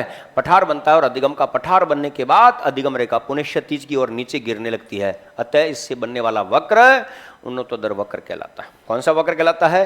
उन्नतोदर वक्र कहलाता है। परफेक्ट। और ये कौन से बालकों का वक्र बन रहा? पिछड़े। एक डायग्राम से इसको और समझो। यह वक्र हमेशा नेगेटिव रिजल्ट ही बताएगा, ऋणात्मक चीजों को ही बताएगा। कैसे? ये दौड़ने का कोई मैदान है। परफेक्ट। मैंने यहां पर दौड़ने के लिए 3 स्टूडेंट खड़े किए, 3 छात्र खड़े किए या 3 लड़के खड़े किए। इन 3 लड़कों में से 2 लड़कों को पहले दौड़ने का अभ्यास है, पहले इन्होंने अच्छा अनुभव प्राप्त कर रखा, कैसे स्पीड बढ़ानी, कैसे अपनी श्वसन क्रिया को मेंटेन रखना। एक ने कभी दौड़ने का पहले अभ्यास किया ही नहीं, बचपन में दौड़ा जो दौड़ा, या गांव में भागता जो वैसे ही भाग रहा। इन तीनों को मैंने जब खड़ा किया और तीनों को मैंने कहा कि भागो, बताओ शुरुआत में सबसे तेज गति से कौन दौड़ेगा? कौन? अरे भाई कौन? ए, बी या सी? सी। ये सी शुरुआत में सबसे तेज दौड़ेगा, क्योंकि ये अपने शुरुआत में शरीर की पूरी ताकत लगा देगा, जितना अनुभव है इसको पूरी ताकत लगा देगा, और सबसे पहले इसकी स्पीड बहुत ही तेज होगी और यहां तक पहुंच जाएगा। बोलो बहुत ही कम अभ्यास होने के उपरांत भी सीखने की दर या दौड़ने की दर तेज थी या नहीं थी? और यहां पर पहुंचते ऐसा लगता है जीतेगा तो यही, लेकिन थोड़ी देर बाद में अभ्यास न होने के कारण सांसें फूलने लगती है और ये यहां तक पहुंचता है, इसकी सांसें फूल जाती है और जमीन पर चौड़ा होकर लेट जाता है। मतलब इसका अधिगम का क्या बन गया? पठार। बोलो इसकी दौड़ने की मात्रा में स्थिरता आई कि नहीं आई? तो यहां पर सीखने की दर में स्थिरता आई कि नहीं आई? और जो खिलाड़ी खेल के मैदान में चौड़ा होकर लेट जाए, अब मांसू न भागी हो जाए, तो बोलो वो जीत गया क्या? बोलो फेल होगा कि नहीं होगा? और जो खिलाड़ी एक बार दौड़ के मैदान में चौड़ा होकर लेट गया, इसका मतलब वो मंजिल तक कभी नहीं पहुंच सकता। चाहे वो वापस 5 मिनट रेस्ट करके वापस भागने की कोशिश करेगा, 10 कदम चलते ही वो तो जीत गयो। बोलो बिना अभ्यास के कभी मंजिल मिलेगी क्या? तो अधिगम का ठहराव, किसी चीज में ठहराव आने का मतलब ही क्या है? अधिगम का पठार। और अधिगम का पठार बनने के बाद चाहे आप कितना ही प्रयास करो, उसको घसीट के क्यों नहीं ले जाए, फिर भी वो मंजिल तक नहीं जा सकता। बोलो नेगेटिव रिजल्ट आया कि नहीं आया? और जबकि इन बच्चों ने दौड़ने का अभ्यास कर रखा है तो ये दौड़ते दौड़ते अपनी मंजिल तक पहुंच जाते हैं। तो कहने का मतलब पहले का अभ्यास बहुत कम है या थोड़ा बहुत अनुभव, उसे एक बार तो रिजल्ट अच्छा आ जाता है। ठीक है, बच्चा शुरू में तो अभ्यास करता, परंतु बीच में अभ्यास कम हो जाता। अगर वह अपने अभ्यास को पुनः प्रारंभ कर देता तो अधिगम दर पुनः बढ़ सकती है क्या? ठीक है, मनीष चौधरी भरतपुर, 5 मिनट का इंतजार कर, मिश्रित वक्र आएगा, उसके ऊपर तेरे को ये प्रश्न का जवाब ऑटोमेटिक मिलेगा बेटा।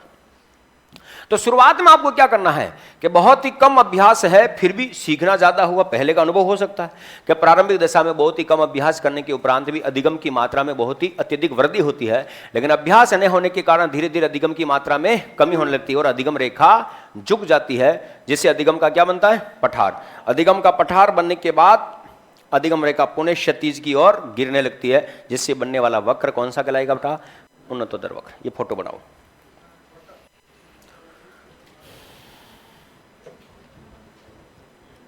आवाज नहीं।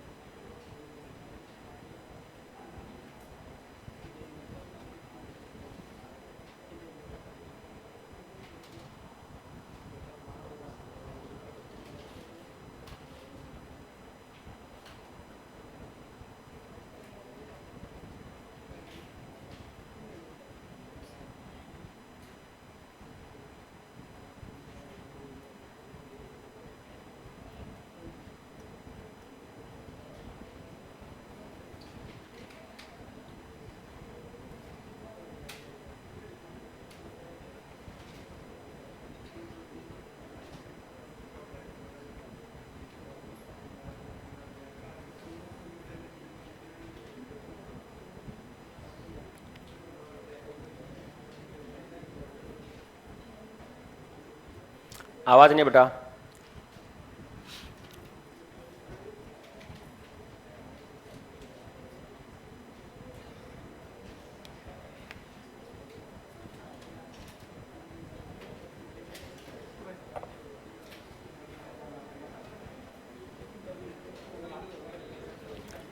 भैया ए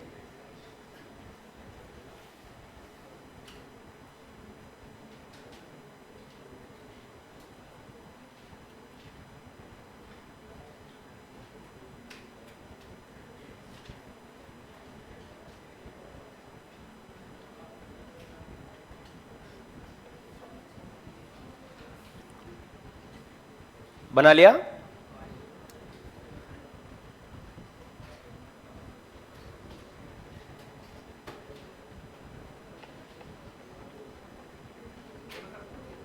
लिखें,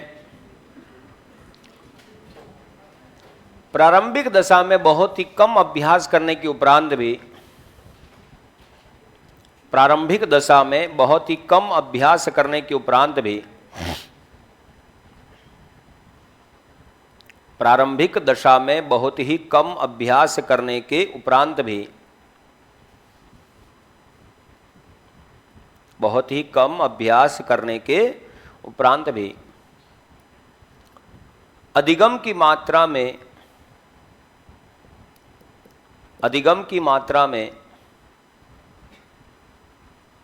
बहुत ही कम वृद्धि होती है, सॉरी बहुत ही अधिक वृद्धि होती है। अधिगम की मात्रा में बहुत ही अधिक वृद्धि होती है, अधिगम की मात्रा में बहुत ही अधिक वृद्धि होती है, परंतु अभ्यास न होने के कारण, परंतु अभ्यास न होने के कारण, परंतु अभ्यास न होने के कारण अधिगम रेखा धीरे धीरे झुकने लगती है, अधिगम रेखा धीरे धीरे झुकने लगती है, अधिगम रेखा धीरे धीरे झुकने लगती है, जिससे अधिगम के पठार का निर्माण होता है,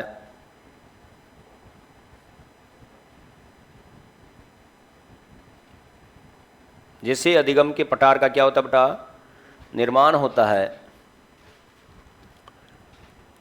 और अधिगम के पठार का निर्माण होने के बाद अधिगम के पठार का निर्माण होने के बाद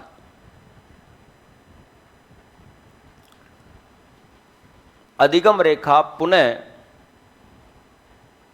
अधिगम के पठार का निर्माण होने के बाद अधिगम रेखा पुनः क्षैतिज की ओर गिरने लगती है। अधिगम रेखा पुनः क्षैतिज की ओर गिरने लगती है। क्षैतिज की ओर गिरने लगती है। किसकी ओर गिरने लगती है बेटा? क्षैतिज की ओर गिरने लगती है। अतः इससे बनने वाला वक्र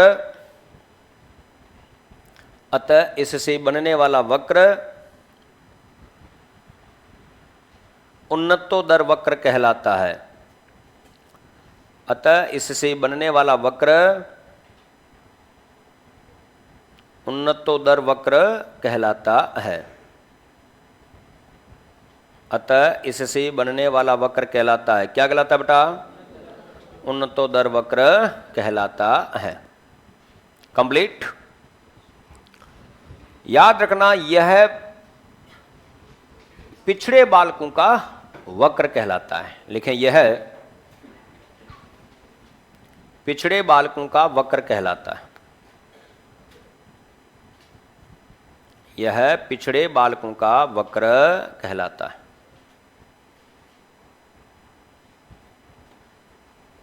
कौन से बालकों का वक्र कहलाता है बेटा? पिछड़े बालकों का वक्र कहलाता है। ठीक है। अब दोस्तों, पिछड़े बालकों का जो वक्र है, इसमें एक चीज ध्यान रखना, नोट डालकर आपके माइंड में ये चीज सेट कर लेना। अधिगम के इस वक्र में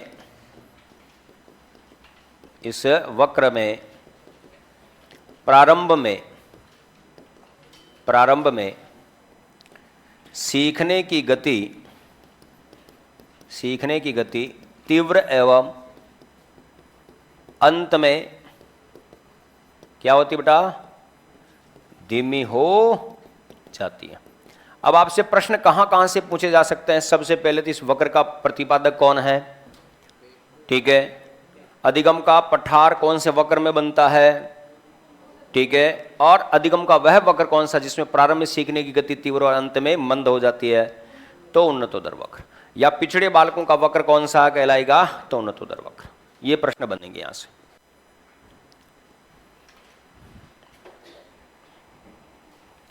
तो इन सारे वक्र के अंतर्गत के शुरुआत में या प्रारंभ में सीखने की गति तीव्र और अंत में मंद होती है। कौन सा वक्र होएगा बेटा? उन्नतोदर वक्र। और इसी उन्नतोदर वक्र की जो प्रारूप है, इसी प्रारूप को आपको माइंड में सेट करके रखना कि इसके अंतर्गत पिछड़े बालकों का ही वर्गीकरण देखने को मिलेगा। तीसरा वक्र आ जाओ। तीसरा वक्र का नाम है नतोदर वक्र। कौन सा वक्र बेटा? नतोदर वक्र। और नतोदर वक्र के अंतर्गत एक चीज हमेशा ध्यान में रखना कि यह भी बेकर का ही है। किसका है? बेकर का है। और बेकर के द्वारा इस वक्र का जब प्रतिपादन किया गया तो उन्होंने क्या कहा था कि यह सामान्य बालकों का वक्र बनेगा। कौन से बालकों का? सामान्य बालकों का वक्र बनेगा। नंबर 3, ठीक है, नतोदर वक्र। कौन सा वक्र बेटा? नतोदर वक्र। नतोदर वक्र को धनात्मक या सकारात्मक वक्र भी कहते हैं। धनात्मक या सकारात्मक वक्र भी कहते हैं, या अवतल वक्र भी कहते हैं। ठीक है, कौन सा? अवतल वक्र भी कहते हैं।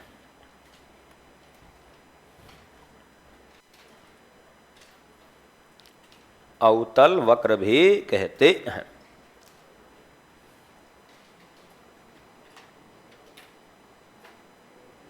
कंप्लीट।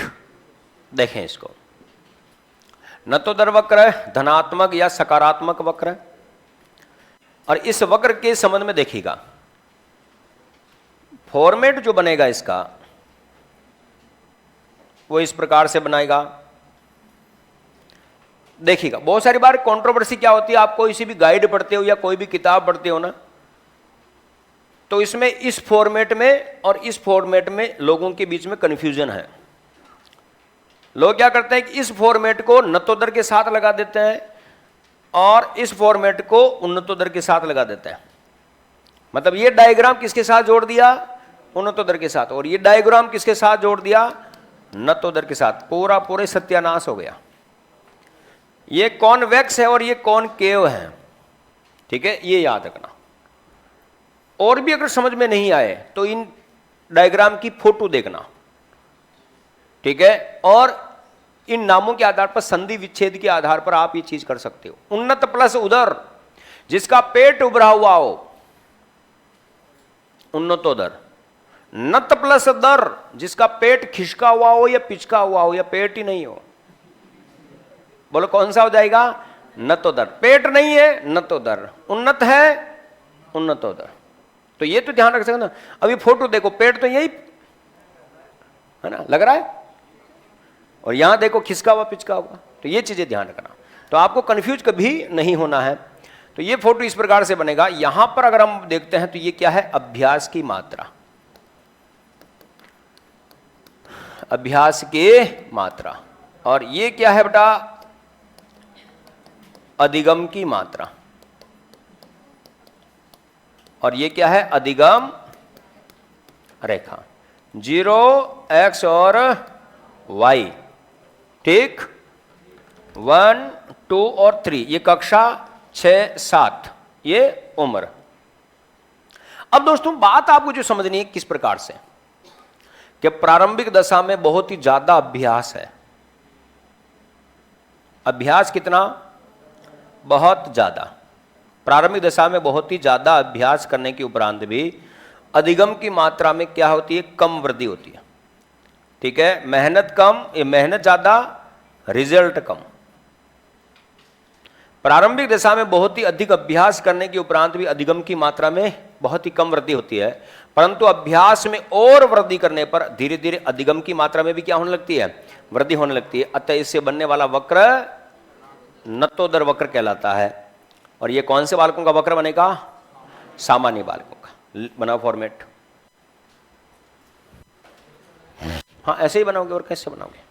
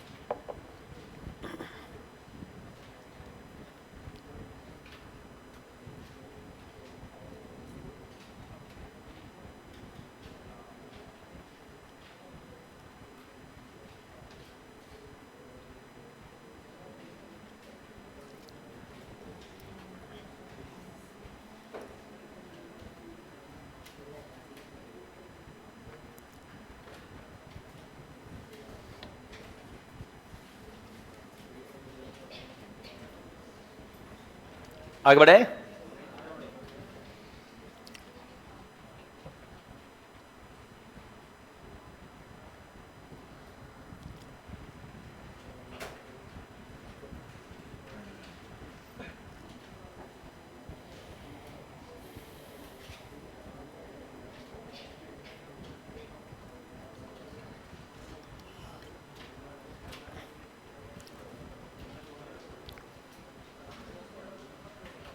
लिखें,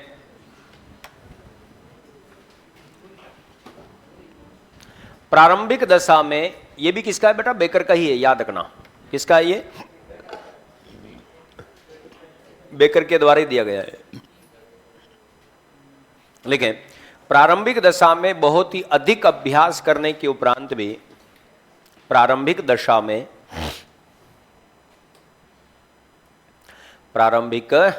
में बहुत ही अधिक अभ्यास करने के उपरांत भी, प्रारंभिक दशा में बहुत ही अधिक अभ्यास करने के उपरांत भी अधिगम की मात्रा में, प्रारंभिक दशा में बहुत ही अधिक अभ्यास करने के उपरांत भी अधिगम की मात्रा में बहुत ही कम वृद्धि होती है। अधिगम की मात्रा में बहुत ही कम वृद्धि होती है, बहुत ही कम वृद्धि होती है। परंतु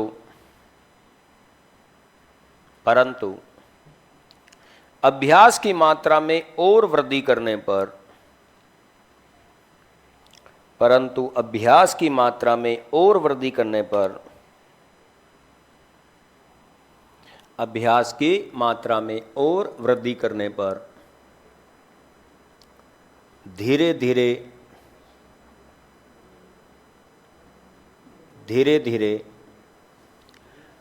अधिगम की मात्रा में भी,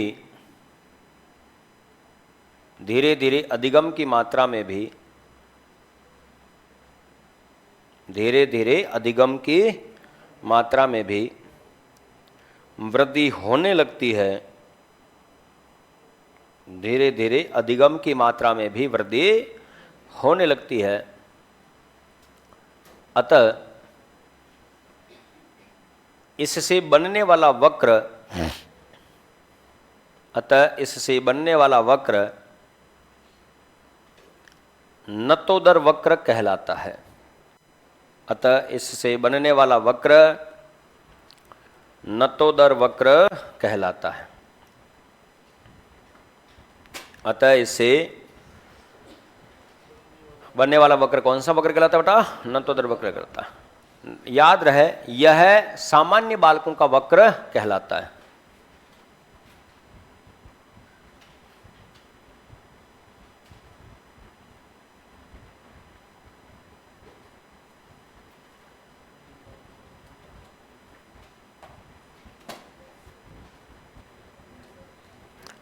सामान्य बालकों का वक्र कहलाता है। कन्फर्म? अब इसमें वापस क्या बात ध्यान रखनी है? नॉट अधिगम के इस वक्र में, अधिगम के इस वक्र में प्रारंभ में सीखने की गति, ठीक है, अधिगम के इस वक्र में प्रारंभ में सीखने की गति बहुत ही मंद होती है, लेकिन अंत में सीखने की गति, अंत में सीखने की गति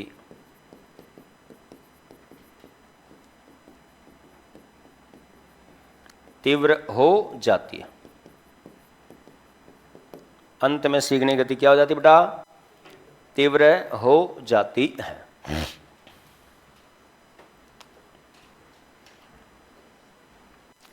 देखो, दोनों वक्र में कंपैरिजन, शुरुआत में क्या थी? सीखने की गति तीव्र होती थी लेकिन अंत में मंद। वो कौन सा वक्र है? उन्नतोदर। इसमें शुरुआत में सीखने की गति मंद, धीमी, लेकिन अंत में क्या हो जाती है बेटा? तीव्र हो जाती है। कंप्लीट। चौथा वक्र मिश्रित या असाकृति वक्र।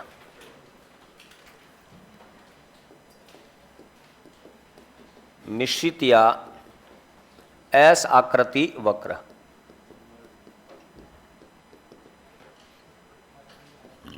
ये भी किसका है बेटा?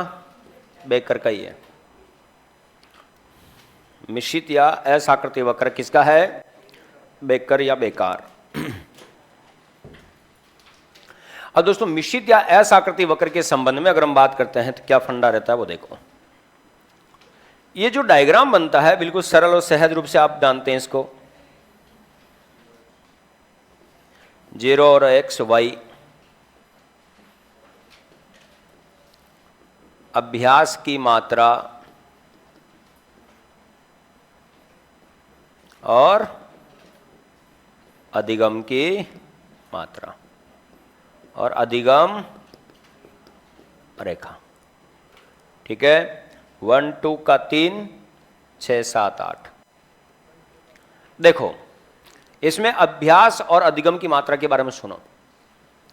ये तो हम जानते हैं कि अभ्यास कम करेंगे तो सीखना भी कम होगा और अभ्यास ज्यादा करेंगे तो सीखना भी ज्यादा होगा। तो कैसे कि बालक बालिकाओं के द्वारा अपने अभ्यास में निरंतर कमी या वृद्धि करने के उपरांत सीखने की मात्रा में भी कमी या वृद्धि होती है।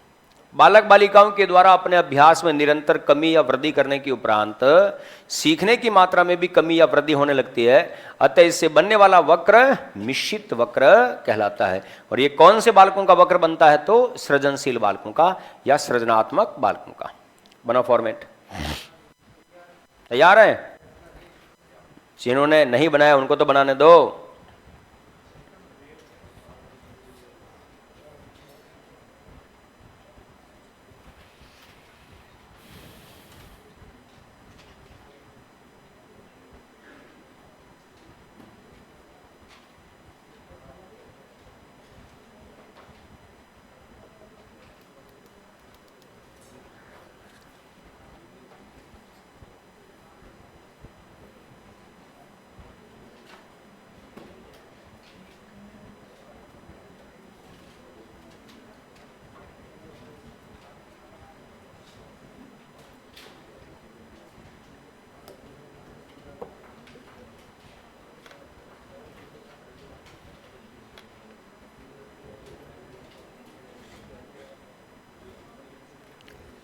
लिखें,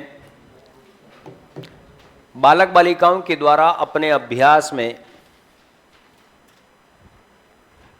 बालक बालिकाओं के द्वारा अपने अभ्यास में बालक बालिकाओं के द्वारा अपने अभ्यास में निरंतर वृद्धि या कमी करने के उपरांत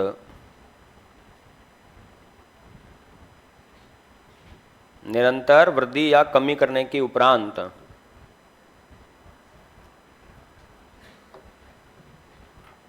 अपने अभ्यास में निरंतर कमी या वृद्धि करने के उपरांत सीखने की मात्रा में भी सीखने की मात्रा में भी कमी या वृद्धि होने लगती है। सीखने की मात्रा में भी कमी या वृद्धि होने लगती है। सीखने की मात्रा में भी कमी या वृद्धि होने लगती है। अतः इससे बनने वाला वक्र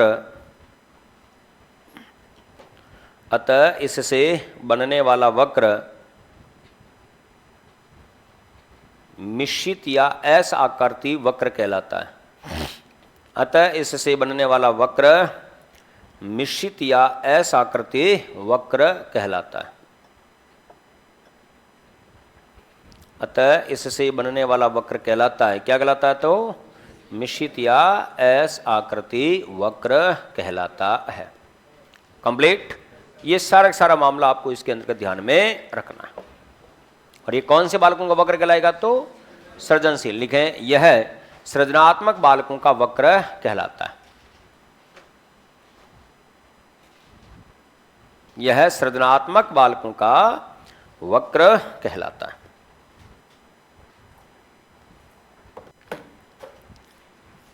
बाकी की बातें हम नेक्स्ट क्लास में करेंगे। Thank you.